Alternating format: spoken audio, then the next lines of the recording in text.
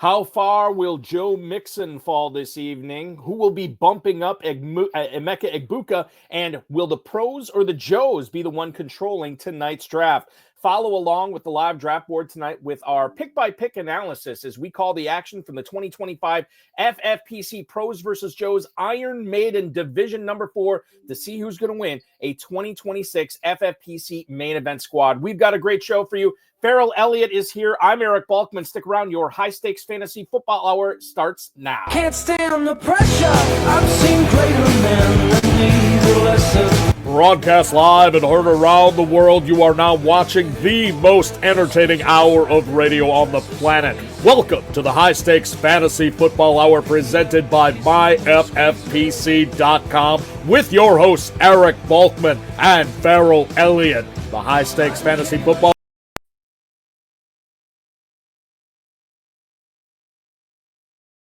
for analysis from the best players in the world. And now, because no one else was available, here are Eric Balkman and Farrell Elliott. Solace in the scripture. Are we not all our father's sons? I became a man. Nobody ever told me what a man was.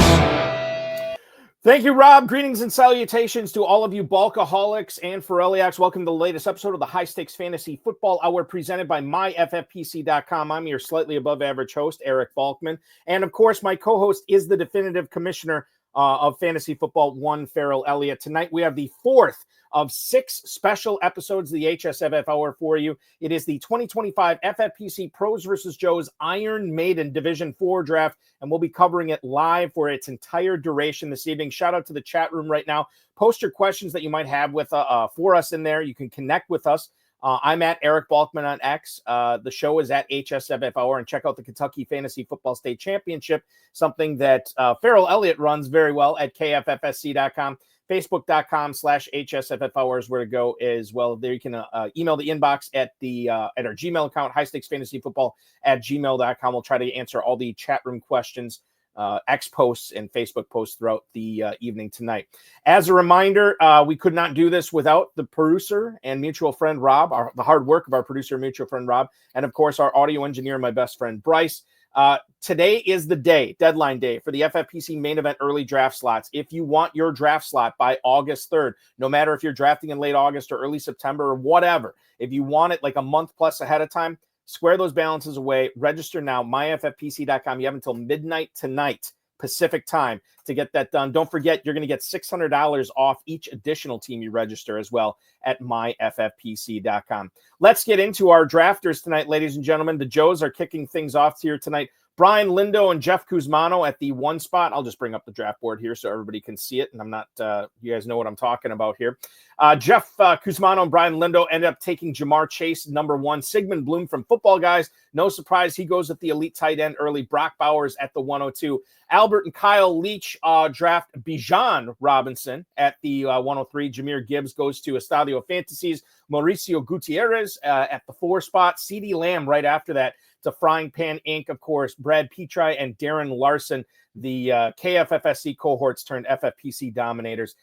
They end up going with Lamb there. McCaffrey off the board to 1 Josh Hayes at the 106 from RotoBaller. Saquon Barkley to Dennis and Stephen Jones right after that. Dan Williamson and Bradley Stalder, who host the Stack Hunters show on PlayerProfiler. They had the next pick, and on the Player Profiler Network, they had the next pick, and then they go with Justin Jefferson there. Trey McBride is the pick to Billy Van Ormer after that, the FFPC Joe. From Established Run, Michael Leone ends up going with Malik Neighbors at the 110, Ashton Genty off the board at the 111 to Vince Staffolino. Justin Boone from Yahoo Fantasy takes Puka Nacua to end the first round. Without further ado, let me bring on my guest co-host for the night. Not even a guest co-host, the guy who normally co-hosts the show with me. He is the incomparable Farrell Elliott. Farrell, welcome aboard, my friend. How you doing, man? I tell you what, it's just you and me tonight. No Terp, huh? Terp may or may not be joining us tomorrow. He will for sure be on Tuesday. He likes playing into that fact of the intro because no one else is available. He likes, yeah, that's what's going on there. I miss the Terp. Bulky, but you know, as soon as I start missing Terp, I realize I'm with the number one broadcast professional of fantasy football in the entire United States. Well, you'll have to introduce him to me sometime. Yeah. Just look in the mirror. You're hilarious. Plays in Kentucky. Farrell, I want to get to our first guest tonight right off the bat. You know him, you love him, you follow him on the X at Josh Hayes FX. This is a guy who's been with RotoBaller for a long time, a guy I've talked with on shows with in the past too, here with the FFPC YouTube channel. You hear him on SiriusXM Fantasy Sports Radio weekdays from 6 until 7 a.m. Eastern Time. Of course, the incomparable Josh Hayes joining us, who is drafting tonight. Josh is drafting from the 6th spot. Josh, good evening and welcome. How you doing, man? How you been? Bulky, long time no talk. Farrell, great to talk again. Hope all is well, my friend. Better days with Hayes. It always is. It is. And right. And so we have to talk about your first pick right off the top, Josh, because you had the opportunity to catch Saquon Barkley falling tonight. You end up going with McCaffrey above him. And I think that there's an argument one way or the other here. I'll let you make the McCaffrey argument why you thought he'd be a better pick in this format than Barkley. Great. First of all, I want to shake my fist at Dennis Jones, who just took George Kittle. I was literally going to take George Kittle in the second round and just go with a Niner stack right off the bat. I don't know if this is really a thing, but Saquon Barkley owes me for going out early on in the season last year, coming off the injury. But in all seriousness, has been healthy for a while. Has looked pretty good in training camp so far. Niners by far and away, in my opinion, and I think this is backed up by NFL.com, sharp football analysis. Niners have the easiest schedule in football coming into 2025. There's a lot of cupcakes out there, and it feels like with all the uncertainty with the wide receivers, they need Christian McCaffrey more involved than ever this year with Brandon Ayuk. Looks like he's probably going to get a 4-game, opportunity to sit this season on the PUP list. You have Ricky Pearsall banged up. You have Jawan Jennings, who wants a new contract, who's a little bit nicked up as well. George Kittle played a good portion of that season injured last year as well. So it feels like if there was ever a time for them to lean heavy in the run game and to be ahead in a lot of games, thanks to the strength of schedule, maybe this is the year that we get the Christian McCaffrey bounce back.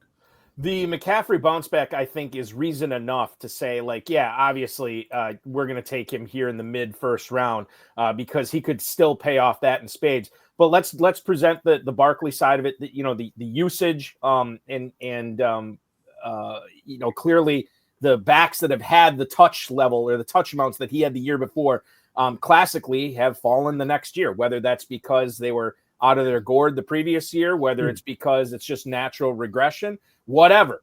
At what point would you start taking Barkley in the first round, Josh?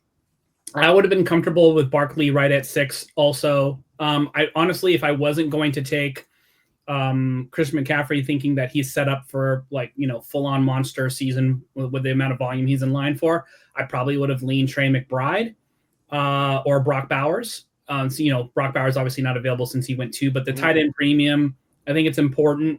And watching the Cardinals do next to nothing to improve the offense.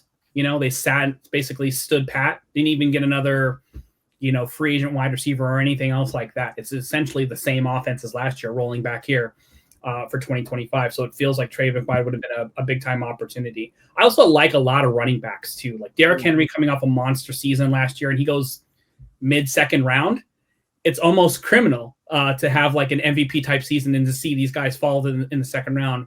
And then also add to the fact too that there's a lot of rookie running backs that have come into the draft that a lot of people like. So I wouldn't really feel pressure to take Saquon Barkley there, knowing that you have some good opportunities with the tight end premium. And, CeeDee Lamb was been another guy I definitely would have gave strong consideration to if he fell to me at 6. So you go with McCaffrey in the first, McConkey in the second. My big concern with McConkey this year is something that's not really his fault. And I shouldn't say it's my big concern with it, Josh, but I think about McConkey and how he ended last season and how I'm privy to recency bias as much as the next guy. And I think about how much he was dominating towards the end of the regular season, then obviously the postseason as well. And you have Greg Roman there, you have Jim Harbaugh, and a massively upgraded running back room with Najee Harris and Omarion Hampton there. The first thing I think of when I see McConkey is like, oh, there's going to be some regression here because there's no way he can keep doing that again. But clearly you believe that McConkey soaking a 207 pick into him this year in this format. You're still a big believer in McConkey having a massive season. Yeah, it was a coin flip between AJ Brown and Ladd McConkey, in my opinion. And, I'm so impressed with what the Eagles did in their offseason. I think it's a very good chance, too. They may be sitting on a lot of leads again this year. Whereas I think the Chargers, they really have to fight tooth and nail. Everybody in their division got better this season. And so, I feel like they're just going to be a team that's going to have to score a lot of points. And now knowing that maybe they have a little bit more stability to sustain drives with a better running game with Omari and Hampton, back that up with Najee Harris if he ever finishes his audition with Pirates of the Caribbean. We'll figure out what happens there. But Trey Harris and the rookies that they've added in the wide receiver room, so they don't have to watch Quentin Johnson waste drops that cost them drives left and right. I think it's a great opportunity. I think the offense is going to be better this year, and hopefully that's a good thing for Ladd McConkey. The real gift that you gave me tonight was your McCaffrey breakdown. I really like your thought process there. And there's no way I would have drafted him in front of Barkley, but I really like why you did. And then your second round pick, I know there's two guys in Illinois tonight smiling with Petri and Larson when they now start with They get Henry. There's no way they thought they would get Henry. So we'll see how it plays out. Hey, Well, he made another pick. Yeah, well, speaking of Henry Farrell, Lamar Jackson now joining the Josh Hayes All-Star team here as McCaffrey, McConkey are the first two picks. You just take Lamar Jackson here in the third round. The first quarterback off the board, how close is it for you, Josh, when it comes to Josh Allen, Lamar Jackson, Jaden Daniels? How close is it for the QB1 this year? For you, clearly it's Jackson, but is that a tight race? Is that a small tier for you? They were neck and neck for MVP. So obviously you got to give a lot of respect to Josh Allen and that team. I think what it comes down to me is the division that they're going to play 8 games in, all season long. The AFC East to me is still significantly weaker than the NFC North. The NFC North has 3 really solid teams. And then maybe Lamar Jackson just goes crazy against Cleveland and has some big games. But there are no cupcakes. I think there's going to be shootouts left and right with the Bengals. And, if you watch how everybody in that division, you wouldn't be surprised if any one of them, all 3 teams made the playoffs, if one of them had one of the best records in the AFC between, Baltimore and Cincinnati, especially the season that Joe Burrow came off of. So I think that Lamar Jackson, he rolls right into another strong offense. I actually love what they've done in terms of strengthening the defense and offensive line. It feels like they're going to be a dominant team. And I just wanted to, since we're only going to really start one QB in the best ball slim, you can either take the shot where you're going to, wait. I've done that in a lot of leagues where you wait until round 10, 12 and grab 2 or 3 of them. I think I'm just going to end up with 3 quarterbacks, and I want the top one. I want a mid-tier one. Then I want a flyer. So even though you take Lamar Jackson here in the third, you still plan on drafting a third quarterback, Josh? Oh, yeah. Yeah, in best ball, where you can't control your roster and I have to just sit here and stare at the same lineup I drafted the entire rest of the year, I kind of think I need that Allstate insurance, And one of these years, Lamar is going to enter that tent and he's going to linger a little bit. Yeah. I would imagine that is coming down the pike. The last thing, Josh, I'll bring up with you. When you talk about this best ball slim format, you already mentioned it. You start one quarterback, 20 rounds. How important is it for you to get an elite quarterback in this format? Again, no kickers, no defenses. So the lineups are a little bit smaller. Is it crucial for you? I'd have to go back and look how you've done in this contest before and how you've handled the quarterback. But is it crucial to try to get one of these upper echelon elite quarterbacks? I think since we're going to go 20 rounds, it's harder for you because I think, honestly speaking, a weight at quarterback strategy where you stream 2 QBs and play that game is better suited for a waiver wire that's active. You know what I mean? Because if somebody gets injured or doesn't work out or you need to make a trade or something else, you still have opportunities to fix your team. Mm-hmm. You can't fix this once you draft it. So Lamar Jackson is as consistent, as steady as it's been. He hasn't had an injury issue for, I think, 2 straight seasons now. And this is their Super Bowl run. You know what I mean? This is the best team that they've ever had on offense and defense, in my opinion, there. So if he was ever going to get revenge for not getting MVP, I think this could be the year. RotoBaller.com. Check out Josh's work there. Of course, listen to him tomorrow morning from 6 until 7 a.m. Eastern Time. RotoBaller Fantasy Sports Radio on SiriusXM Fantasy Sports Radio. It is him. It is Real Talk Raf. It is a great show. Make sure you're tuning in for that. Anything else that I should mention, Josh, before we let you go that you want to know? That obviously Josh Hayes FS on X as well. Absolutely, yeah. And if you have any beard grooming tips, send them my way because I'm expired. You know what I mean? What happened here for oil is always good, man. The more oil, the better. Because I always feel like it's a lot more manageable. I could do more stuff with it. That's what I'll leave you with, and I'll let you enjoy the rest of your draft tonight. Josh Hayes, thanks for hopping aboard, man. Appreciate it. Farrell, Eric, always a good pleasure. Appreciate it. You got it. Josh Hayes from RotoBaller, ladies and gentlemen, hopping aboard, drafting from the 6th spot tonight. He's coming up on his 4th round pick here. Farrell, I don't know in all the years we've been doing this, if I've asked you, if you were in this, how would you handle quarterback? Would you try to get one of these elite guys early, or are you comfortable building up with 2 or 3 guys in the mid rounds instead? It would depend who else is on the board, but I like his decision. You know, if you move Barkley over here and you move Henry over there and you move Jackson, then you can hammer these wide receivers. That's the team I would have put together with given the opportunity he had here. But, you know, he makes a good plan for what he's got going on. I think with some of the quarterbacks that I really, really like, Balky, I could make do with waiting on quarterback, but Josh broke it down pretty well. He likes to have a star. He likes to have a guy that's going to finish somewhere in the middle because giving spike games, and then he'll take a third quarterback that has some upside. But, you know,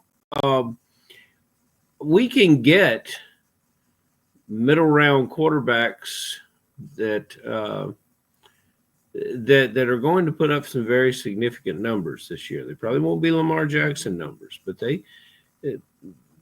so I tend to think that his plan at quarterback is the plan that I would put to work in here. What about you?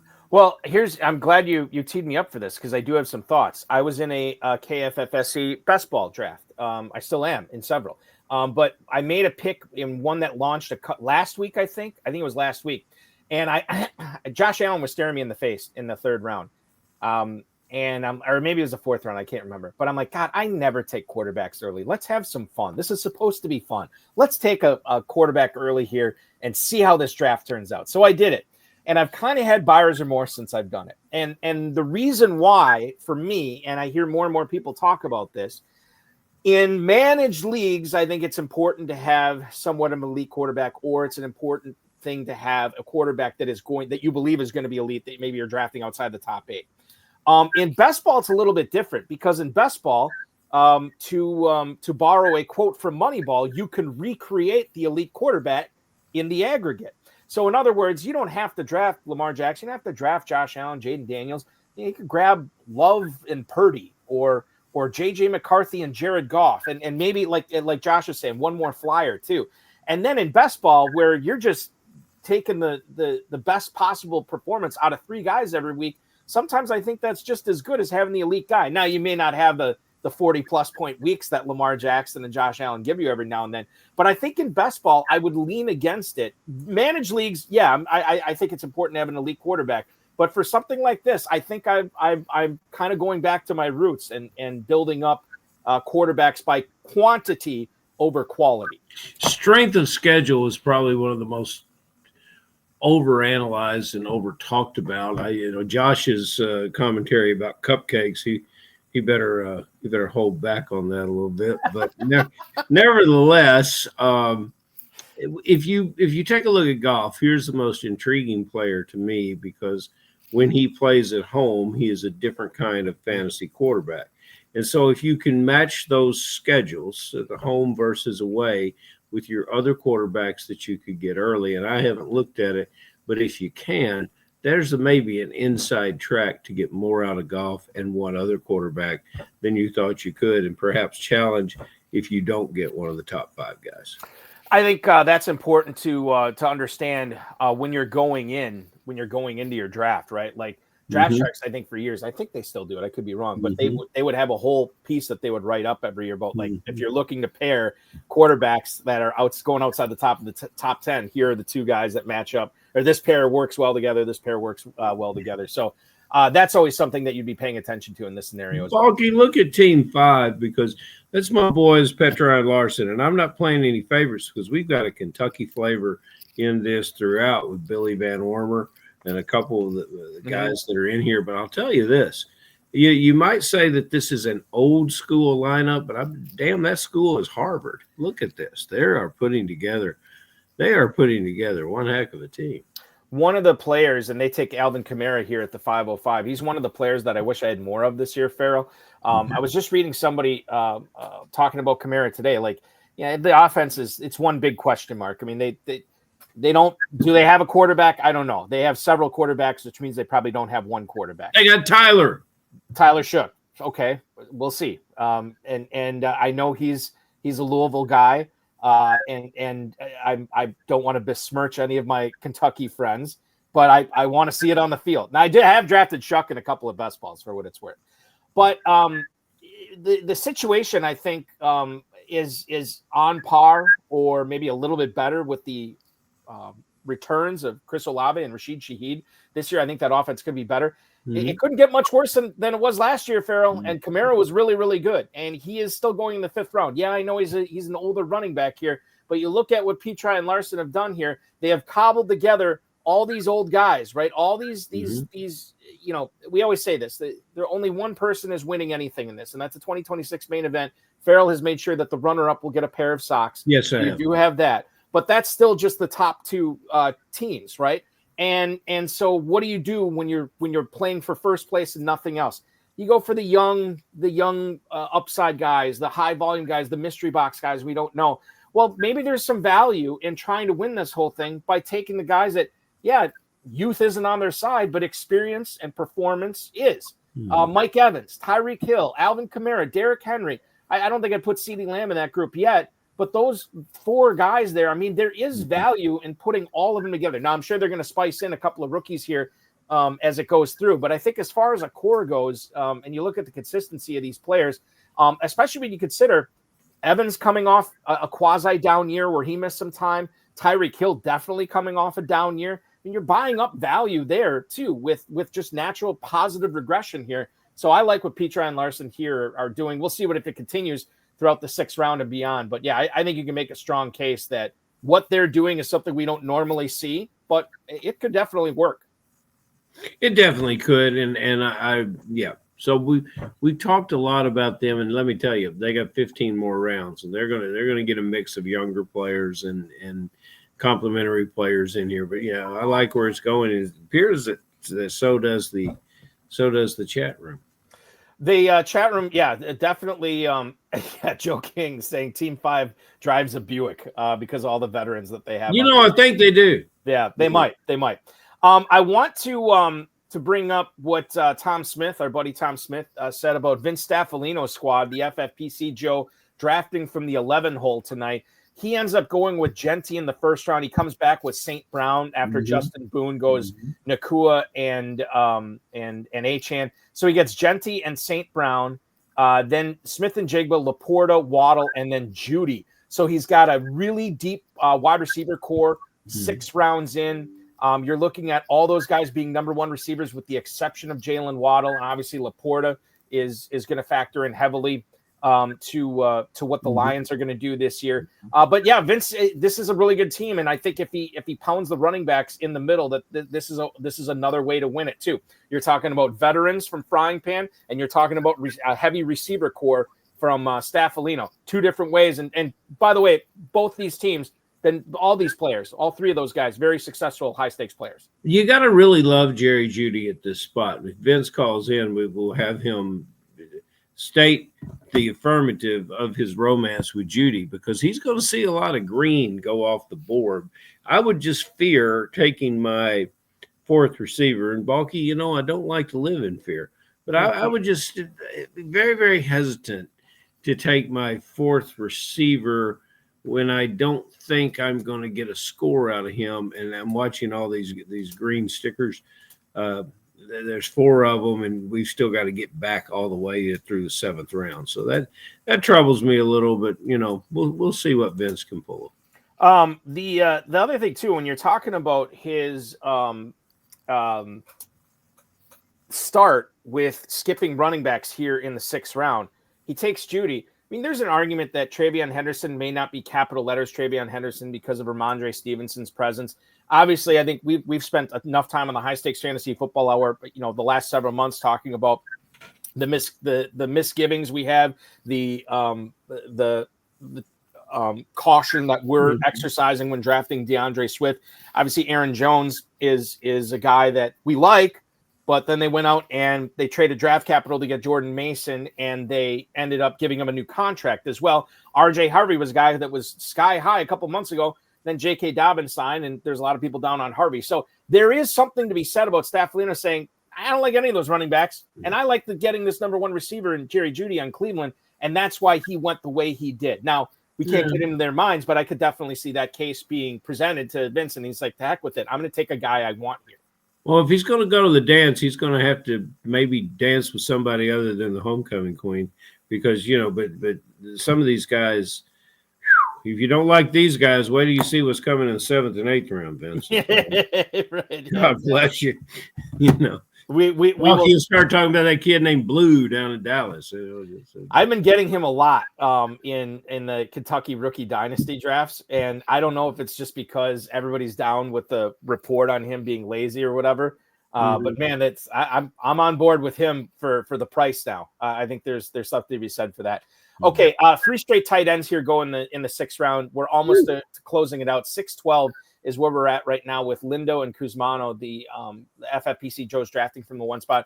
And Njoku to Mauricio Gutierrez, Evan Engram to the Leeches, and then Tucker Kraft to Sigmund Bloom. So now we've had 2 teams, Dennis and Stephen Jones and Sigmund Bloom, double up with tight ends here. Bowers and Kraft for Bloom, Kittle and Kelsey for the Joneses, as Bloom tries to keep up with the Joneses with 2 tight ends of his own. This is where I always think it's interesting, Pharaoh, when we have 2 teams have 2 tight ends on their squad through round 6, then I think it starts to affect other people where they're like, I might have to pivot off my draft plan a little bit just to make sure I don't get shut out here, and I'm still getting a guy who is going to be drafted as a top 12 guy, or a guy I think is going to finish in the top 12. Good, smart move, buddy. Good, smart move. But, boy, you know what? When these tight ends start going, they start going, don't they? Yes, they do. By the way, Tom says he was in a big gorilla earlier today with FPI, with Larson, Petri and Larson. How about that? And then the guys are out there getting warmed up, buddy. They're playing in that gorilla. They intend to win. They've got big plans. Sean Green points out that the Frying Pan Inc. guys have now added a player under the age of 30 in RJ Harvey. The rookie running back going with they now have old RJ Harvey and new Alvin Kamara, right? Yeah. Tell Greeny that RJ Harvey's never even seen a Buick. He doesn't know what a Buick is. No idea. Don't ask him what a payphone is. Yeah. I have an intern at my radio station. He's on my show in the afternoons. Farrell, he's 19 years old. He had no idea what a safety deposit box was. Never heard of it. I couldn't believe it. I didn't know that was an age thing. It's just, how do you not even hear of that? It should be in an anime thing. You put the stuff in anime, you could. And then everybody knows. Yeah, exactly. I want to get back to the Kraft pick at 6'11". This is a player that I think I'm just starting to warm up to by osmosis. Everybody else is telling me that this guy could be the Packers' number 1 receiver. Some people are saying he's a dark horse to finish among the top 5 in tight ends this year. I think that's a little aggressive, but certainly I allow for the possibility of that happening. I don't know, man. They've been using him in training camp. He's been targeted a lot. Jordan Love has said that they want to get the ball to him more. Maybe I am underrating Tucker Kraft. Maybe this is a player that I should be looking at harder when I'm drafting as a back end starter or a top backup. Tight end 11 at the 809 in the FFPC Best Ball Tournament right now. Is his ADP according to Fantasy Mojo, fantasymojo.com. Darren Armani, who's the webmaster, he puts this Pros versus Joes challenge together. Every time we cite ADP, it's from fantasymojo.com. You should get a subscription to that website if you're playing in the FFPC. So I'm starting, long story short, I'm warming up to Tucker Kraft now, and I probably need more Tucker Kraft in my life. Okay, and who picked Mark Andrews in the first round? Who's our pro? That was Brian Lindo and Jeff Kuzmano, the FFPC Joes, took. Congratulations, guys. And that's where we go back to our John Hayes. That would have been a perfect stack. He could have waited on a running back and put Andrews in that slot. Andrews, Njoku drafted in front of Andrews. There's 25 to 30 catches more for Andrews right there. Ingram could be about the same in catches, but Andrews will tear up the end zone compared to what Ingram will do. And Andrews will catch 25, maybe 30 more balls than Kraft. I don't know. I mean, I'm still. You can obviously see I'm still making up my mind on this. Like I haven't decided how I feel about this. And then what does he have to pay for likely to handcuff the position? You're not going to handcuff him.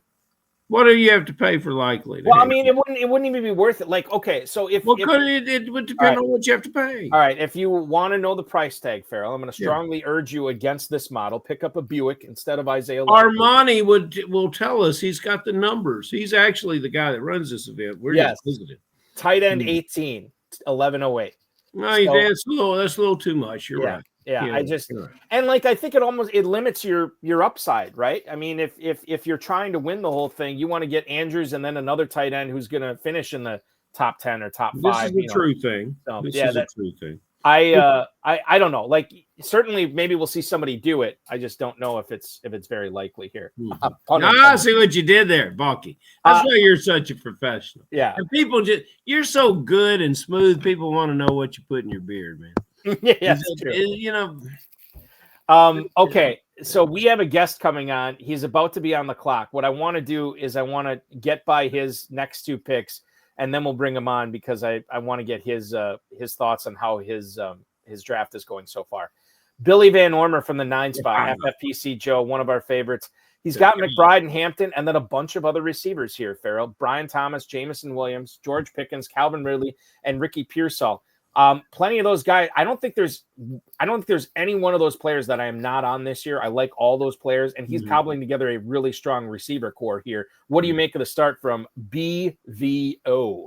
He's just spent so much time in Kentucky. That's all he can do now is draft wide receivers. But yeah, okay. Again, let's start seeing who some of these ugly running backs are that are going to fill out these teams. But Billy Van Ormer, he wants to win this thing, so he's coming in a little different. And Hampton, less of a question mark now, perhaps in his amount of play than we had earlier in the year. So, okay, good. And I think Hampton was a bargain for him at this draft spot. Yes or no, Balky? I'm going to look it up right now. I think compared to the other Pros versus Joes, it is a bargain. Yeah. Running back 13 at the 307 is where he's going in the FFPC. All right. Well, he's right on schedule. Very on schedule, yeah. What do you make of because this guy's picking up steam now, George Pickens as the number 2 receiver in Dallas, a team that should be throwing a lot this year. Feel like I was not drafting him early on because I didn't see much upside in Pittsburgh, and now I wish I had more of him, but his price tag's gone up. I mean, we see him go tonight at the 509 as a top 30 receiver. Farrell, are you in on Pickens this year? I am, even at this price. I think Pickens is a tremendous player that needed a change of scenery. He's got it. He's paired in a perfect situation with a veteran quarterback. The Lamb can't do it all and can't get it all. The tight end is good, but he's not particularly prolific in this offense. And yes, so I very much like this, and it'll be a different Pickens that we see this year. And I think it's hard to find anyone that doesn't like Pickens, and that's why he's headed up the board. Hey, there's going to be a running back here. You think so? With Van Ormer is going to take Van Ormer is going to pick a running back. He's green got stickers coming. This is through 7 rounds. We have 5 receivers on this squad, a tight end and a running back. We already have, I'm looking at it right now, 27 running backs off the board, and Van Ormer only has 1. We shall see if he's going to draft one here The longtime FFPC and There he Kentucky is. player takes Brian Robinson from the Commanders. So you are right on that, Farrell. I want to bring our next guest on. This is a player that I've had on, I don't know, countless shows, and I'll let everybody behind the curtain here a little bit. This guy was the only guy to do back-to-back podcasts with me. And you say, oh, he was on back-to-back shows or whatever, like, week to week. No, I screwed up my recording and it didn't record. So I called him. I said, hey, can we just do the same show we did all over again? And thankfully it was only like 35 or 40 minutes, but he was a baller and he handled it, and he's on with us right now. He was the latest guest on the Road of his High Stakes Lowdown this month, and longtime FFPC Kentucky player. So many wins, I don't even know how many to count anymore. He is on X at VC_staff. He is the incomparable Vince Staffolino. Vince, welcome aboard tonight, man. Look at Hey, Eric. Hey, Farrell. How are you guys? Hey, buddy. Doing good, man. Doing good. The real question is how are you doing in the 11th spot tonight, as we are basically a third of the way through your draft? Really like the wide receiver depth I've developed there, and I like my Lion stack with Amon-Ra and Laporta, and running it back with Addison. Week 17, final game in Minnesota. So that's the game I want to stack for sure. I like that. Even if they move Addison to running back, he's still going to be listed here as a receiver. Just pointing that out. I'm just curious. Yeah, about that. Vince, what are you going to do? I mean, Pollard, I like that pick. Congratulations on that. I was curious as who you were going to end up with. And I agree with your draft in a lot of ways that sometimes the least important player on a fantasy lineup is this number 2 running back. Is this a trend that we'll see moving forward with the Vince Staffolino, or is this a special thing that you're doing tonight? So this is a best ball mentality. I wouldn't wait that long on my second running back in redraft. Had a good Pros versus Joes back in 2023 when I won my league and then finished 7th overall. And I kind of built a team like this with a strong wide receiver in the middle, Bijan up at the top. Had some late round gems come through, like Achane. I think I got him in the 12th, and then Tank Dell in the 18th. So hopefully I find some magic like that later in this draft tonight. Doesn't surprise me. I'm betting on you, Vince. Well, thank you. Vince, the other thing I just noticed about your team, and I don't know, maybe you purposefully did this, maybe you didn't. You have a lot of late round and mid round stacking opportunities here. With you mentioned St. Brown and Laporta, but Smith and Jigba, Waddle, Judy, Addison. I mean, all these guys, and you don't have any quarterbacks in your team, and maybe that's better because now you have all this flexibility to make sure you're stacking these guys up. Did that go into the equation at all when you were picking these guys early on? For sure. Yeah, I knew I was going to wait on quarterback. And I think obviously the stacking opportunities are pretty obvious. So I'm not giving anything away here. But they're guys you can get in the double-digit rounds, which is great. What was sort of like your thoughts when you knew you were drafting in the 11th spot between Leone and Boone? What was your thought process on how you thought your first few picks were going to go? Well, I thought Genty would be there for sure. I was hoping Neighbors maybe, but I think that's kind of where it stops. McBride, there's no way he's going to fall. I would have loved to have had him for sure. I don't think I could take Achane in the first. So if he would have slipped to 2.02, that would have been nice. What was the reason that you liked Genty over Achane? He's a Raider. Well, Vince. where's that big chain? Oh, I got it right here. I'll put it on. Here we go. Where is the chain? Chain's right here, baby. Props? I got it. When the guest calls and asks for the props, Buck. Well, Yeah. with Genty, I think he has a chance to be the RB1 overall, and I don't think Achane does. So it's a little bit of that unknown upside. What do you say to the And we had this come up in an earlier show, and I had to bite my tongue. It had nothing to do with this player being a Raider. But somebody in the chat room the other night, a good player, said, I think Genty's going to be a bust. How? Yeah. Under what circumstances? That does not include injury.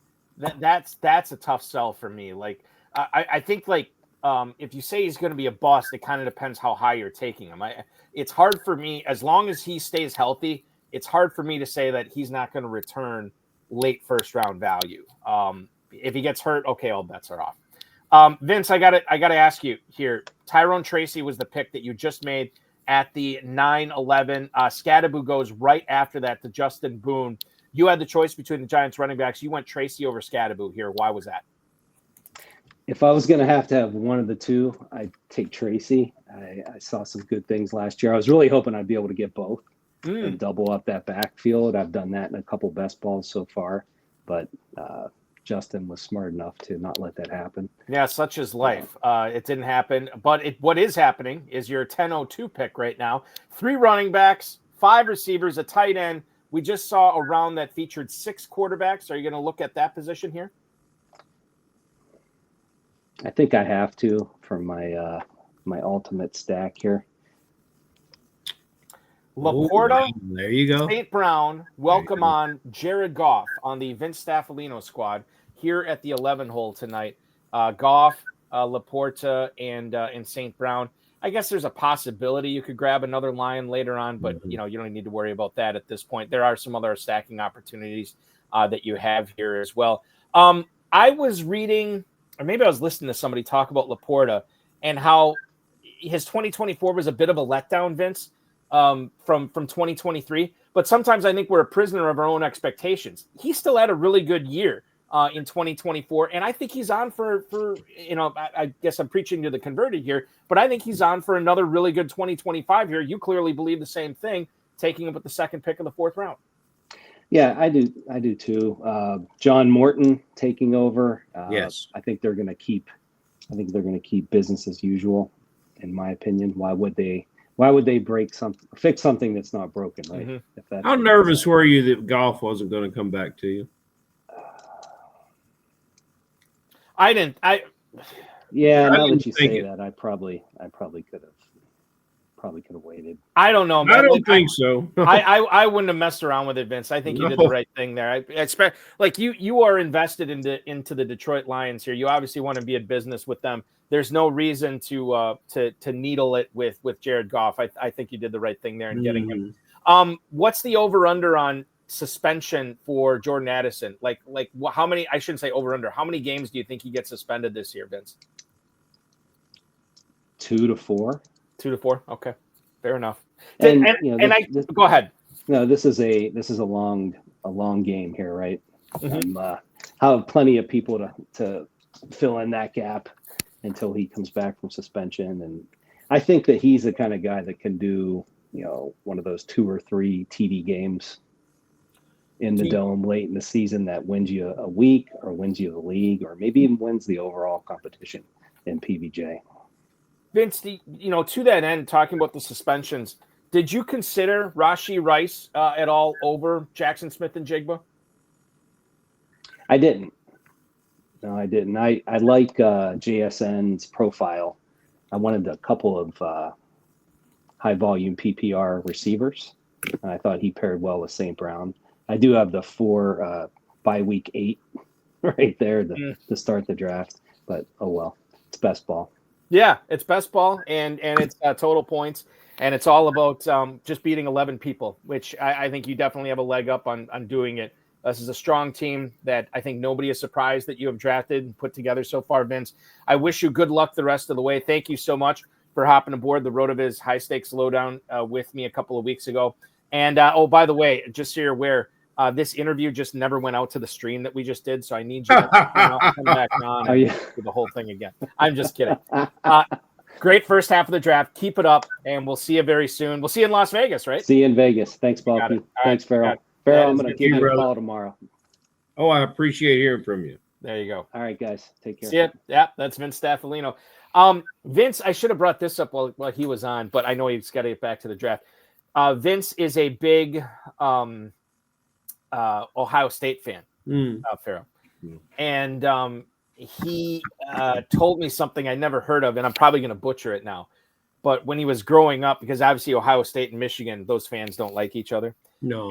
And he said something to the effect of, it was when he was growing up in Columbus, and you'd be in the bathroom and you'd flush, and like a number 2, and they always say flush twice because it's a long way for those pipes to get to Ann Arbor. Which I thought was hilarious when you're in Columbus and it's all about, the rivalry and this is what they're doing to the people in Michigan. You had better material, Balky. I don't know. Listen, when Vince sold it to me, I thought it was hilarious. And I think it's the delivery that you suffered. Probably, yeah. You should have asked Vince to. I didn't know. See, this is why I can't do a late night show. I screw stuff up like this. But you can do anything you want. Once Johnny Carson asked Audrey Hepburn how old she was. Everybody make a mistake on, she had the best response of any woman you've ever heard. All right. He looked at him and she says, Johnny, if I'll forgive you for asking if you'll forgive me for not telling. I love that so much.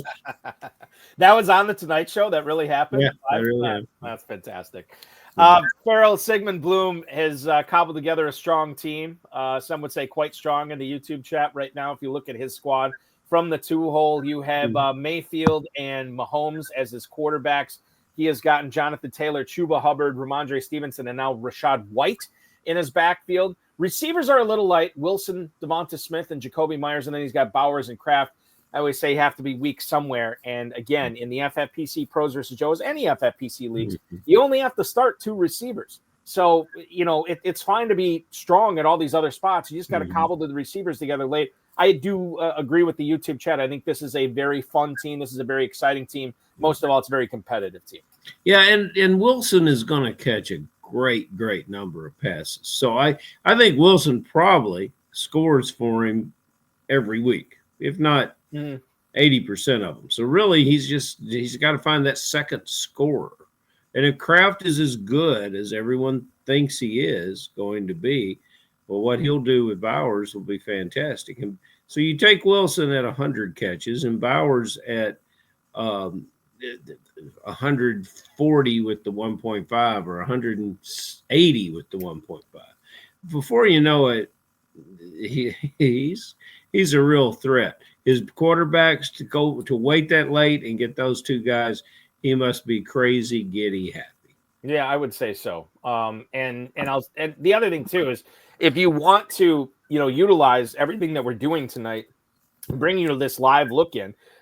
This is basically the same format as the FFPC Best Ball Tournament, which you can register for right now and win a $300,000 grand prize, $125 to enter. We also have a Super Flex Best Ball Tournament, still $100,000 grand prize, $35 entry there.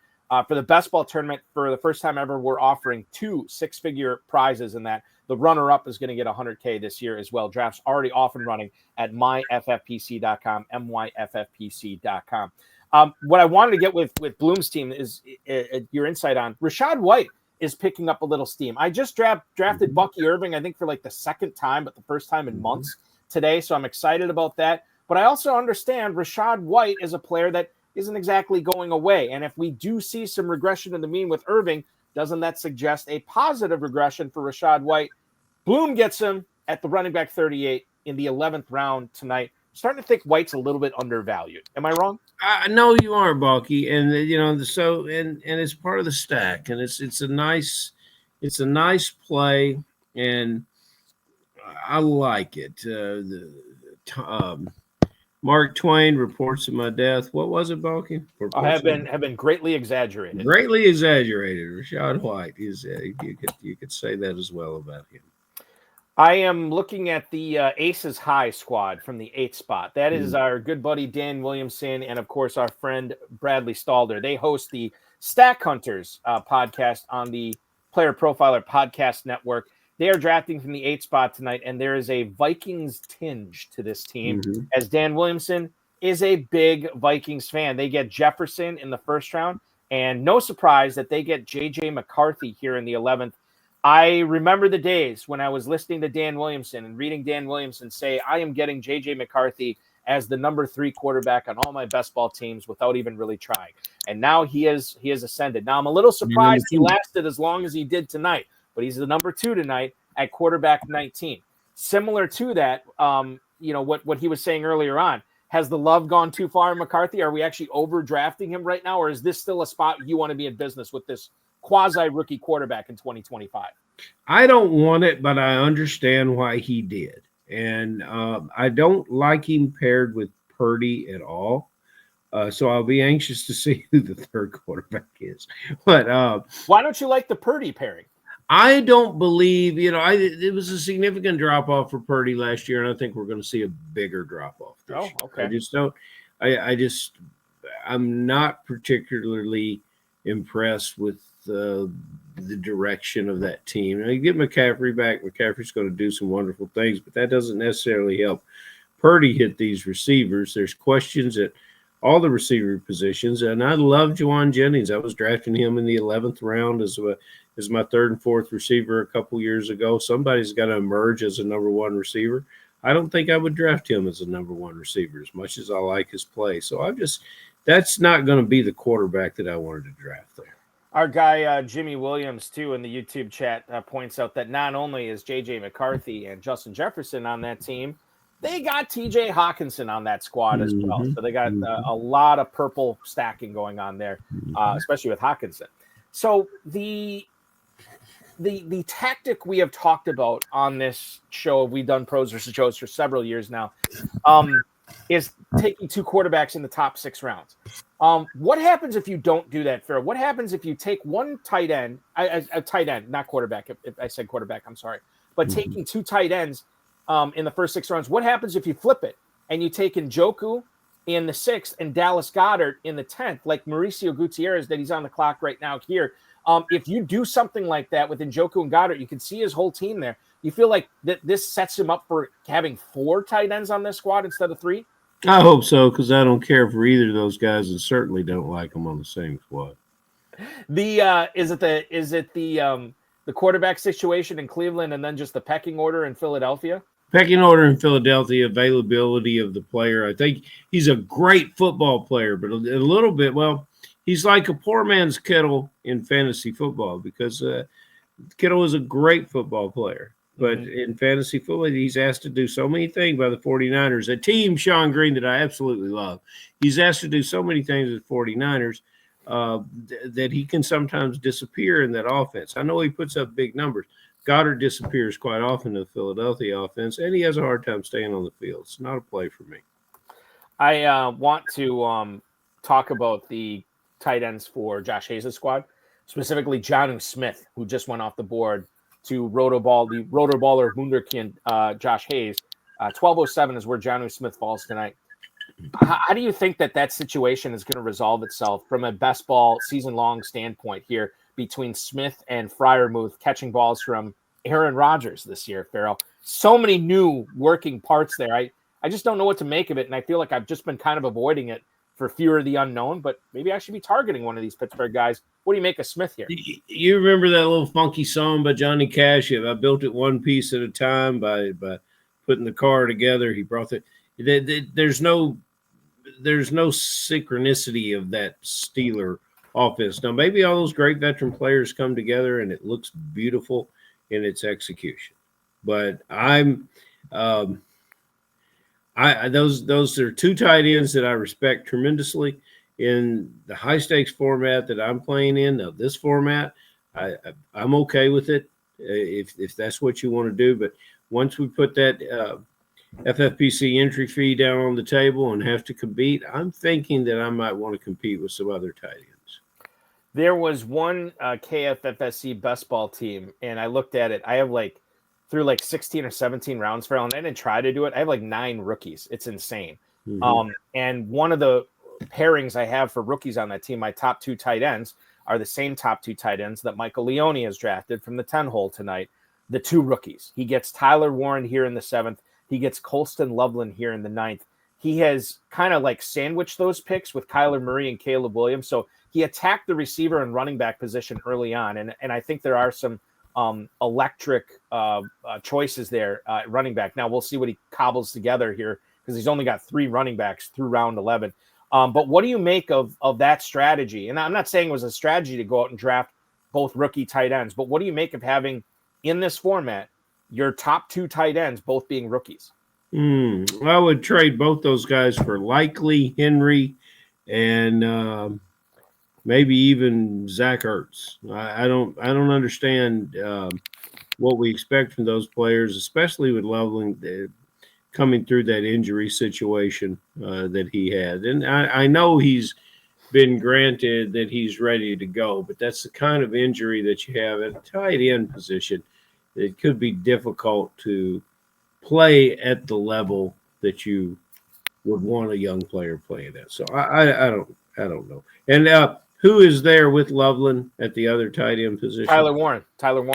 No. Who's a teammate in the real team? Oh, Cole Kmet. Yeah. I'm sorry. And Cole Kmet, what does Cole Kmet do, Balky? You taught me that he did this. Not a Cole Kmet fan. You won me over. What does Cole Kmet do? Well, he just catches balls. I mean, he catches some touchdowns too. Yeah. Yeah. I think that the Loveland thing is interesting. We'll see how he handles training camp going forward, coming off the shoulder. But a rookie coming in already has everything stacked up against him. You don't want to add an injury onto that as well. Now, I've been drafting Loveland, so it's not like I'm running afraid from Loveland, but I understand the misgivings here. You don't live in fear. I don't live in fear. And neither does I've got him on dynasty teams, and I love him as a player and love the potential. But I just think, rookie tight ends are slow cook, and you're going to be hungry in this league from game 1.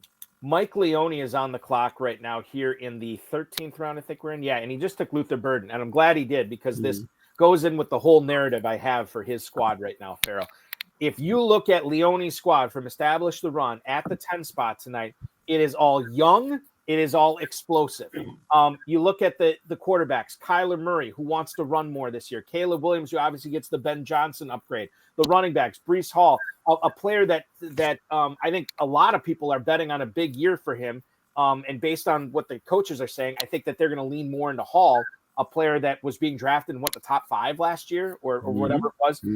Travion Henderson, a guy that we were all excited about before the NFL draft. And I think many of us still are, given where he is, and he's in an up-and-coming offense. Bayshell Tootin, maybe the most athletic running back in the draft, not named Ashton Genty. He goes there as well. And then the receivers, Neighbors and Collins, elite target monsters, right? Marvin Harrison, who I'm a big fan of as a bounce-back player this year, pairing with him with Kyler Murray. Tedero McMillan, the number 1 wide receiver, kind of, drafted in the 2025 NFL draft. And then you have Ayuk, who granted is not the youngest guy or the most explosive guy, but his value is depressed because of the ACL, right? Sure. And you get him in round 13. And then Luther Burden, one of the first players drafted on day 2 of the NFL draft, another explosive playmaker that, oh, by the way, he's got his quarterback on this team in Caleb Williams. So there's a stack there as well. So Leone is putting together this team of youth and explosion. And I think youth and explosion is sort of the traditional way to not only win your league in pros versus Joes,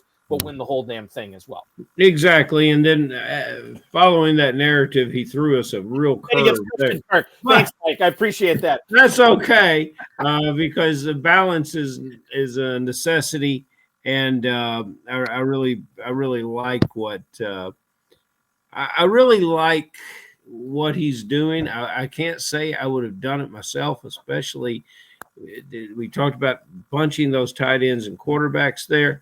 But he's got a lot of talented players here, so I'll give him a good job of putting this together. And I'll say this right now, if I was Leone, and listen, he's forgotten more about fantasy football than I'll ever know, but I will tell you this: I might be done with receivers now at this point. He's got 7 of them, and of those 7, 4 of them were drafted in the first 5 rounds, so he's very top heavy there. He needs to get more guys in the backfield, which I'm sure he's aware of. And I would probably get at least 1 more tight end and definitely 1 more quarterback too. So when you're talking about, a quarterback and a tight end soaking up 2 more spots, maybe another tight end, and then you only have 3 spots left for running backs just to get you 6. I think he's kind of got the rest of his draft mapped out, at least from where I'm sitting, my 30,000 mile view. That's where I would be looking to go if I were him. But I'm sure he's got something cooked up for us that's going to be a lot of fun. I love the quarterbacks for Vince Staffolino's squad. We just talked to him about 20, 25 minutes ago. He got Goff. He has added Michael Penix onto this team, another up-and-coming quarterback, and then Cam Ward on his squad. Now, I thought that there was going to be a possibility that he would look at a guy like Tua Tagovailoa, maybe Sam Darnold as a third quarterback late. Tagovailoa is gone. I don't think he loads up with a fourth quarterback anymore, and he's certainly not going with any of the Cleveland guys as far as stacking goes with Smith and Jigba, Waddle, and Judy. But Goff, Penix, and Ward, we don't talk a whole lot about Ward, but I think he's going to be an exciting player to watch this year. And for Vince's team here, that's his number 3 quarterback. I made an off-the-cuff comment about Ward the other night, which was incorrect and poorly added. Sometimes you just got to learn to shut your mouth up, Balky, and that's for me. But in Ward's case, the skillful player that the organization is counting on impressively. I think the rookie wide receiver that's there, I'd like to see if that player makes his way onto Vince's squad and see what he's doing. He's getting a late stack on those Titans, and I kind of like it. That's a good thing about drafting Ward late is because you do have that late stacking possibility. FPI that was the team. Petri and Larson ended up taking Tagovailoa. They've also added Prescott and Matthew Stafford onto that team as well. Elijah Arroyo and Jake Ferguson, the newly signed Jake Ferguson. Shout out University of Wisconsin. The Badger, who failed to get into the end zone last year, but still secured the bag. Good on Ferguson to get that money. And does that mean anything about how we view his role in Dallas this year, Farrell? It does. And this is with the addition of Pickens this year, too. Right. And so I very much like what they're doing. They're the number 2 and number 3 quarterback, I think, have always been favorites of theirs. They're ignoring some of the reports right now on Mooney, which I think is the right thing.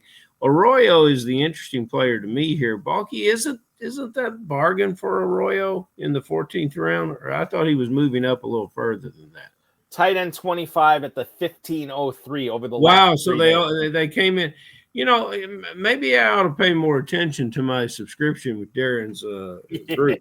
But Arroyo, I think Arroyo proves to be the steal here, and they needed a steal, and they're going to need one more, maybe 2 more tight ends. So that I don't know if I correctly answered your question, but I really do continue to like.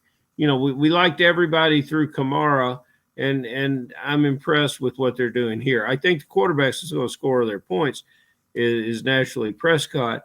I don't know how the other guys are going to contribute, but you could see spike games from either of them. You had mentioned the reports on Darnell Mooney, who went to FPI here, the team we're talking about, at the 11:05. You think people should be ignoring these about the shoulder injury? Not ignoring, but I think we see that not putting too much stock into him. Is that I mean, you know, it's he's a veteran. He's a veteran NFL player, and he's not going to be disabled long. And as his comments, as Vince made a comment on his one player that's going to be suspended, you know, he's playing the long game here. Mooney, that's a fine pick where they got him. The squad that I don't think we've talked about Al Leach's squad here, drafting along with, I believe, Kyle, if I'm remembering correctly. I don't want to speak. Yeah, Albert and Kyle Leach from the 3 spot tonight. Bijan Robinson, which apparently, did you hear this, Farrell, that it's not Bijan Robinson, it's Bijan Robinson. He told it's Dijon Mustard. Yeah, and it's Bijan Robinson. Bucky Irving, so a couple of high-volume running backs there in the top 2 rounds. Higgins, Worthy, Metcalf right after that to fill in at wide receiver. He's gotten Evan Engram, Evan Engram's old teammate Brenton Strange, and now Theo Johnson in the 15th round. Pacheco is part of his backfield. He's got Nixon, Stroud there. Mims, Higgins, Downs has been added to those guys, to the Leach's squad here. This is an interesting team, too, where they pound running back and receiver early and then just kind of keep spicing tight end, sprinkling tight end through. Engram in the 6th, Strange in the 12th, Johnson in the 15th. I think they still need one more quarterback.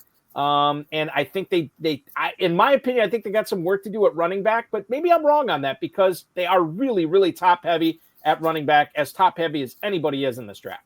Who are we talking about here? I'm sorry. This is Al and Kyle Leach from the 3 spot, the Bijan Robinson team.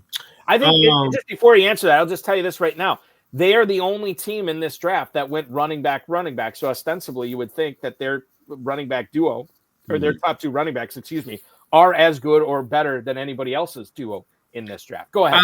I love their third back as well, and kudos on them for a great choice at that point, Pacheco, and that's a wonderful thing. I don't know if I would have bought into the Tyler Algier pick at that point, but you're basically locking up the Falcons' running game with Rob. Well, but I don't think they're going to give that ball. I don't think they're going to give the ball to Tyler that often, like they did last year, inside the 10, inside the 5.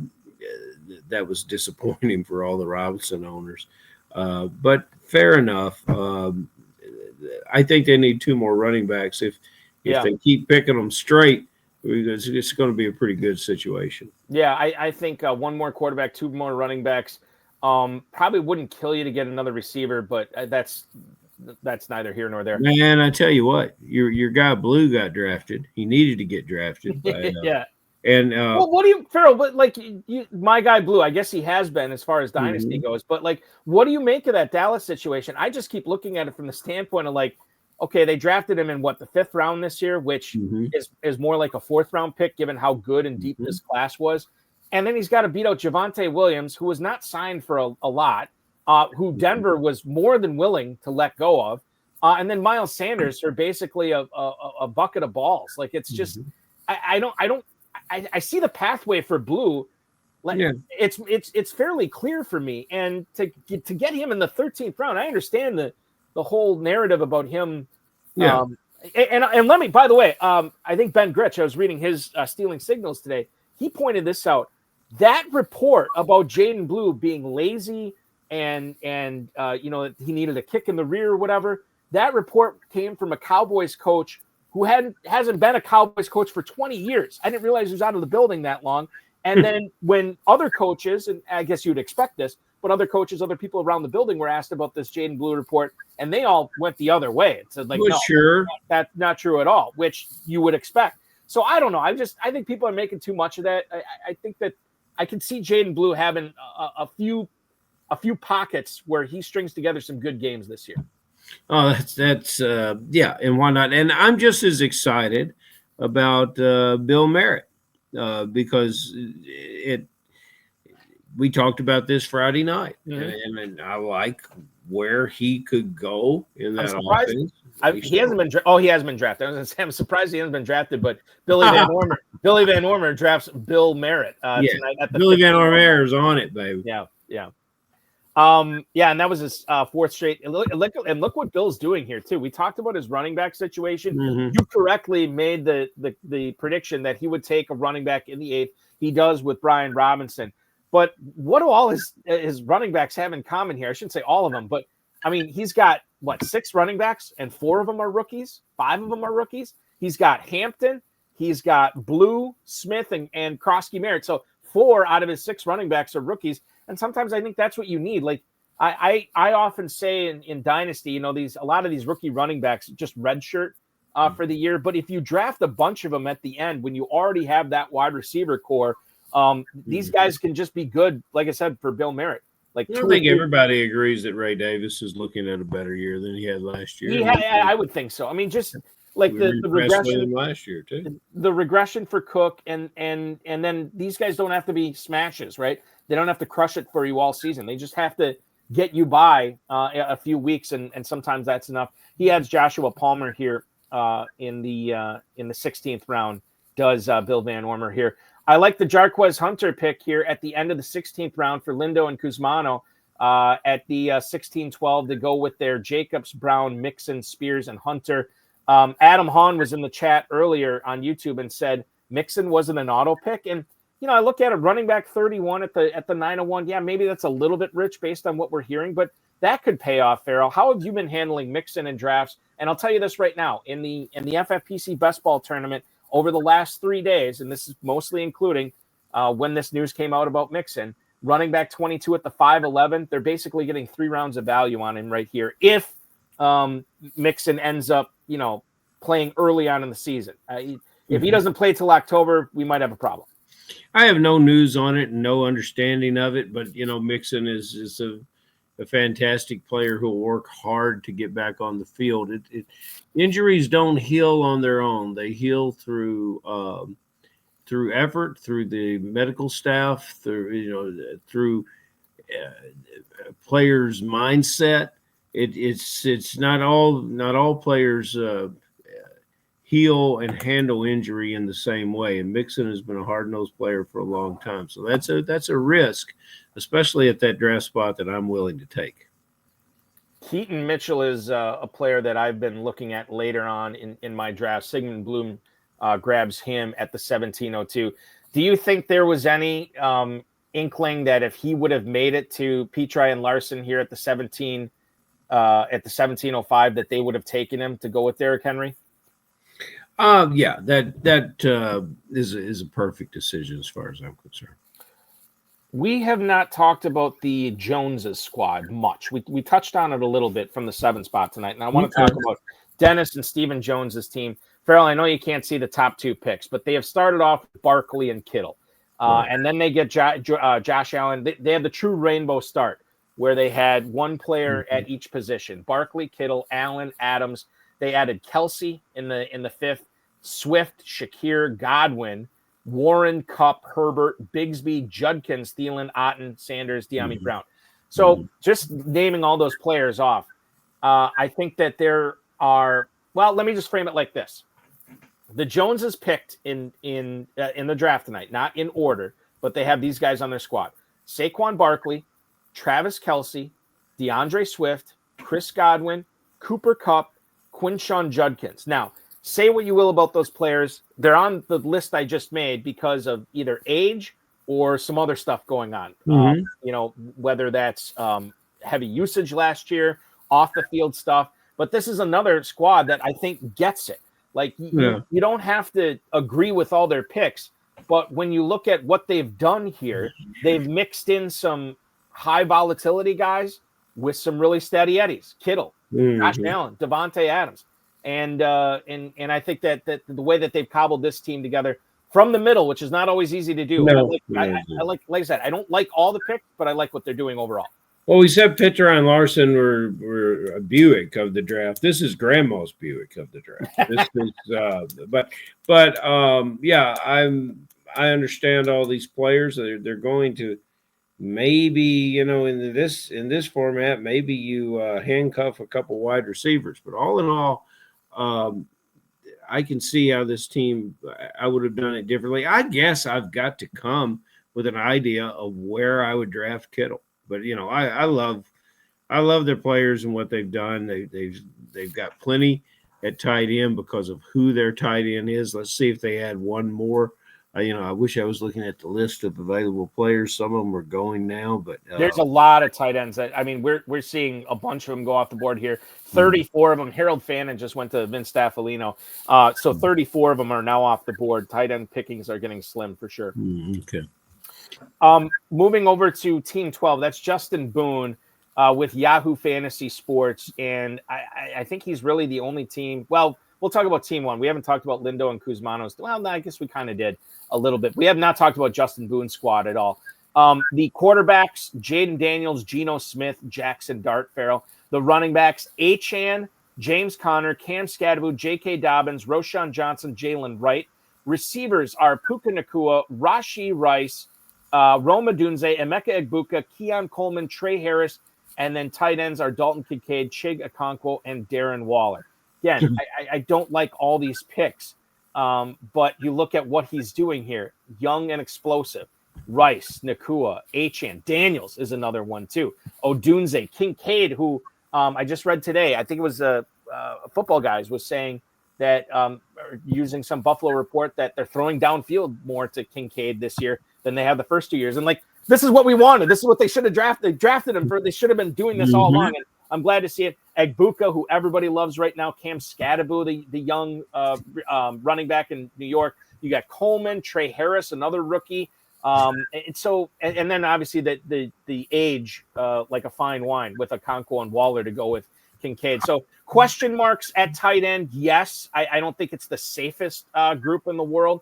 I think running back, we'll see if it comes through. I think he's a little weak there. I think the receivers are fine. He's got Rice, and you're going to have to count on Odunze, Egbuka, and Coleman to get you through those weeks when Rice is essentially unavailable. We think he's going to be suspended. But getting that Jaden Daniels thing, that's kind of a panacea. It kind of cures all. So not my favorite team from Justin, and he'll be on the Insider Access show with me on the Better Sports Network coming up next month. Very excited for that. It's not my favorite team in the world, but I get what he's doing here. And sometimes, Phil, it's difficult to draft on the end. Yeah, and he's drafting a lot of players that we've talked about, and I'm sure that he's talked about. And when they reside in the very, very front of your head and the tip of your tongue, you're going to go out and pull that trigger on some of them. And I don't necessarily like this team either. Am I seeing that he has 2 quarterbacks? Is that the correct number? 3. He's got Daniels, Geno Smith, and Jackson. Oh, I didn't see Daniels. Yes. I scrolled down. I feel a little better about that, and I'll tip the cap to him of taking a flyer on Waller, and the thought that Dart will see some meaningful time, especially towards the end of the season. So I like what he's doing in the back half of it. The back half looks strong. I think Jalen Wright is starting to pick up a little bit of steam right now, and we'll see with Roshan Johnson. But if you don't like Swift, I think you probably should like Johnson where he's going right now as well. What do you make of this Harold Fannin pick that Vince Staffolino took from the 11th spot in the 18th round? Is Fannin going to have redraft value this year behind David Njoku? He caught 1 billion passes last year. Does that continue right away his rookie year in the NFL? I don't know. Bowling Green Falcon to NFL, I don't know. Yeah, there's some very, very good players that come out of that program. They're getting better every year. I like the player. I don't want to count on him in this format. He would be my tight end 4. But he's he lives in Vince's world, so that's good enough for me. We'll see how he does. I'm rooting for the player, I'll tell you that. Speaking of young tight ends, Sigmund Bloom grabbed another one here. We have Brock Bowers, Tucker Kraft early on for Bloom, and now he's added Jatavian Sanders, a young breakout type guy in Carolina, and then Oronde Gadsden, Farrell, that people are talking up in Los Angeles right now. Yeah, Tyler Conklin's there, but we kind of know what Tyler Conklin is. We don't know what Gadsden is, and with the players we don't know what they are, those are the players I want to draft late. I know it's best ball and he's on your team all year. You can't make any changes. But 18th round, tight end 37 with Gadsden, even already having Bowers, Kraft, and Sanders, I think that's a fun player to take a chance on here. I think it is too. I like Gadsden. I like his history, his proverbial bloodlines as being coming from a football family, and based on who else is left, I'm willing to go with that.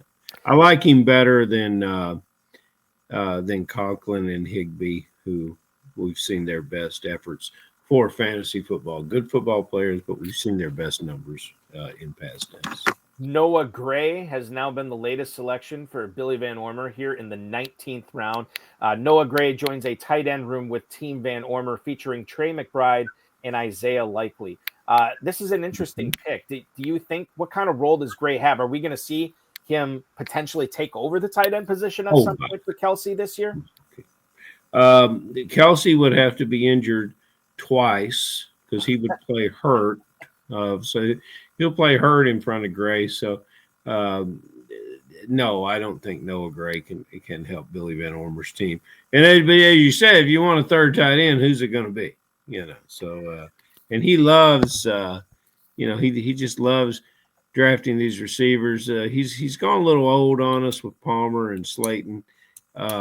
Those guys can still have big contributing games, but Noah Gray, I think we could have done something else there. I had been drafting as like a wide receiver 5 in a lot of KFFSC drafts I was in, Keenan Allen. And it was based on the advice that I had gotten from Dan Williamson, listening to Stack Hunters and reading what he's doing for Player Profiler. And no surprise tonight, Farrell. Look who grabs Keenan Allen here in the 18th round. It's the Stack Hunters. It's Dan Williamson. It's Bradley Stalder, and they draft him there. Keenan Allen's going to find his way on an NFL team this season, right? Oh, sure. I would think so. Hey, it may not happen till after the start of the season, though. Yeah, I would think so. Hey, remember we talked about who Vince might continue his Titans stack with, and he's gone out there and done it. He got Cameron Ward in the 14th round, and he's added Alec Iamaner here in the 19th, the rookie receiver from Stanford, who joins kind of a interesting wide receiver core there, Farrell. Obviously, Calvin Ridley's the number one, but they utilized draft capital on both Iamaner, and then they got the former Badger, Shamir Dike, on day 3. He of the Florida Gators now. He's added onto that squad. They've signed Tyler Lockett, who I'm not convinced makes the team, but I could be wrong on that.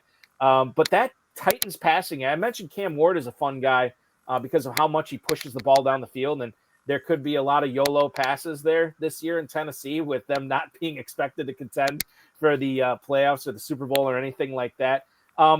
It's not the most exciting receiver core, but it could be some exciting receiver performances there this year because of Cam Ward. Yeah, and everything's new there, so why not go with a young player there that would have some upside with this rookie quarterback? It's going to be a fun team to watch. They've got a matchup.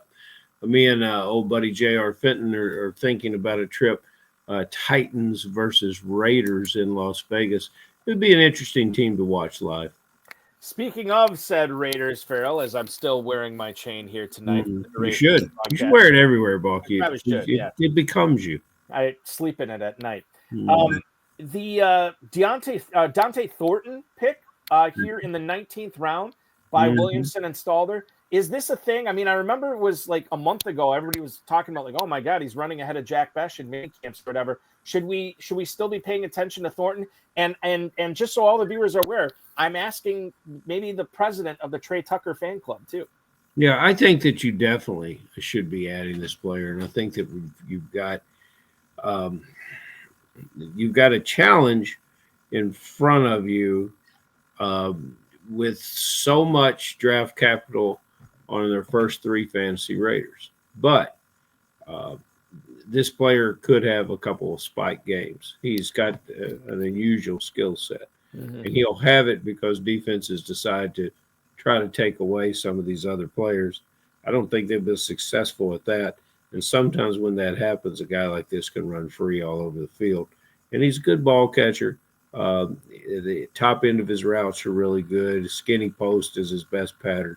I like him. Farrell, I want to close with this tonight, as we are only 3 picks away from this draft being done. Who was your favorite Bears running back drafted tonight with the value, like with what you had to pay for him? Let's review. DeAndre Swift at the 606, okay? Roshan Johnson at the 1512, or Kyle Monungai at the 2008. I don't know enough about the 20th round pick. Swift, with this coach, brings up memories of what he did with players in Detroit. So I will go Team Swift with the Johnson offense. Team Swift, I think that's probably my favorite one at cost again tonight. I just think that if you miss on that pick, it's the 6th round. It's not going to set you back. And obviously with the Joneses, that is their number 2 running back. And Jalen Warren's the one right behind it. So I guess you never know. But listen, and the thing, if your name is Swift, last year you had a good year. This year you probably have a good year. Probably, exactly. It's a good year to be a Swift. It's a good year to be a Swift. It's always a good time to do a show with one Farrell Elliott, the commissioner of the Kentucky Fantasy Football State Championship. KFFSC.com is where to go. Main event drafts online, slows being held, online lives being held. And, of course, if you want to draft live in Northern Kentucky or where I'll be in Louisville, Kentucky at the end of next month, KFFSC.com is where to go for that. Farrell, thank you so much for hanging out with me tonight. And we will be back at it at 9 p.m. Eastern time tomorrow, my friend. I'll look forward to seeing you, buddy. That is Farrell Elliott, ladies and gentlemen, and that will complete tonight's broadcast of Pros versus Joes number 4. As a reminder, Big Gorilla Tournament. I'm commissioning some drafts here, one at the top of the hour, midnight draft tonight as well. So if you want to take your chance at $1 million grand prize, go to myffpc.com, myffpc.com, and play today. $50 discount on every third team you get. And it's a great way to spend a Sunday evening. Take a chance at $1 million. FFPC Main Event is our flagship event. Remember, if you want your draft slot early, get those teams registered by midnight Pacific time tonight. So you got roughly 5.5 hours or so. And if you do have them registered by then August 3rd, next Sunday, you're going to get your draft slot for your FFPC Main Event team, whether you're drafting live with us at Paris Resort and Casino in Las Vegas or the comfort of your own home. Don't forget, we still have Dynasty startups going on at the FFPC as well. Those go on through the end of summer. 2,000 plus leagues in 5.5 years, a decade and a half. So 15 years. We've never had one of those 2,000 leagues fold. So once you play Dynasty with the FFPC, you're there as long as you want to be. myffpc.com is where to go. Remember to like, subscribe, comment on this video, share it with your friends, share it with your enemies, get notified each and every time we go live.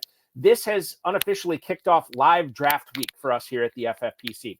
We're going to have Pros versus Joes tomorrow, which is Monday. We're going to have Pros versus Joes on Tuesday. We're going to have live main event draft coverage. Aiden LaCorey, Dave Terpoli, and then the sports gambling podcast guys, Sean Green, Ryan Kramer, who was just on Insider Access with me last week. They're going to be co-hosting that with Aiden and Dave on Wednesday night. Thursday night, we have FFPC Best Ball Tournament live draft coverage. It's going to be myself and Justin Herzig from Establish the Run, who's going to join me for that. And then Friday, Farrell and I will be live. Farrell's coming up for Mile of Music in Appleton, Wisconsin, where I am. So we're going to do the show live together. We're going to cover an FFPC Big Gorilla Draft. So live drafts every single night on the FFPC YouTube channel this week, except for Saturday. We give you the night off to draft that night. You watch drafts all week, and then you can draft on Saturday night. So there you go. I want to thank Darren Armani, the FFPC, our producer and mutual friend Rob, our audio engineer, my best friend Bryce, and most of all of our viewers and listeners. I also want to thank Josh Hayes, Vince Staffolino for hopping aboard tonight. Coming up tomorrow, as I said, we are live at 9 p.m. Eastern Time. It is the AC/DC draft. Joe's will feature David Martino, Gary Morgan, Shelley Fossum, Daryl Burker, Ken Orovets, and Bill and Shelley Azell. And then for the pros, we'll have the fantasy guru, John Hansen, Jared Smola from Draft Sharks, Scott Connor will be joining us too from Charles Chill FFB on the X. You follow him there for all the Dynasty and Debbie talk you could possibly want. Pat Corain from Legendary Upside, Derek Brown from Fantasy Pros, and then of course Ryan Kramer, Sean Green getting a lot of run with us. They'll be drafting from the 11 spot tomorrow. Thank you so much, everybody, for watching. We will be back at it tomorrow. Remember to play the FFPC at myffpc.com and the KFFSC at kffsc.com. Your week officially starts now.